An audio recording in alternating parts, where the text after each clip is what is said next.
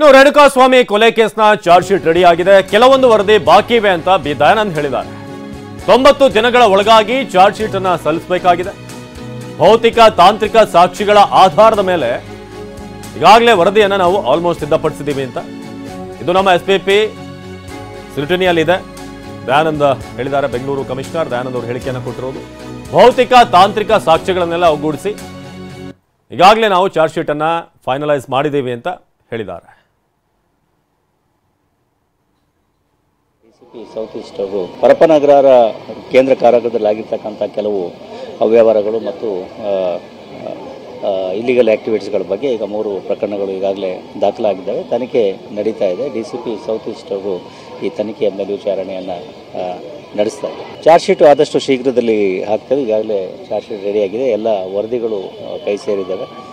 ಕೆಲವೊಂದು ವರದಿಗಳು ಇನ್ನೂ ಬಾಕಿ ಇದ್ದಾವೆ. ಆದರೆ ನಮಗೆ 90 ದಿವಸಗಳ ಒಳಗಾಗಿ ಈ ಚಾರ್ಜ್ ಶೀಟನ್ನು ಸಲ್ಲಿಸಬೇಕಾಗಿರೋದ್ರಿಂದ ಈಗಾಗಲೇ ನಮ್ಮಲ್ಲಿರ್ತಕ್ಕಂಥ ಸಾಕ್ಷಿ ಆಧಾರಗಳು, ಭೌತಿಕ ಸಾಕ್ಷಿಗಳಿರ್ಬೋದು, ತಾಂತ್ರಿಕ ಸಾಕ್ಷಿಗಳಿರ್ಬೋದು ಅಥವಾ ಸಾಂದರ್ಭಿಕ ಸಾಕ್ಷಿಗಳಿರ್ಬೋದು, ಇವೆಲ್ಲದರ ಆಧಾರದ ಮೇಲೆ ಈಗಾಗಲೇ ನಾವು ಅಂತಿಮ ವರದಿಯನ್ನು ತಯಾರಿಸಿದ್ದೇವೆ. ಅದು ಕಾನೂನು ನಮ್ಮ SPP ಏನಿದ್ದಾರೆ ಅವರ ಸ್ಕ್ರೂಟಿನಿಯಲ್ಲಿದೆ. ಅದಾದ ನಂತರದಲ್ಲಿ ನಾವು ಆದಷ್ಟು ಶೀಘ್ರದಲ್ಲಿ ಈ ಅಂತಿಮ ವರದಿಯನ್ನು ನ್ಯಾಯಾಲಯಕ್ಕೆ ಸಲ್ಲಿಸ್ತೇವೆ.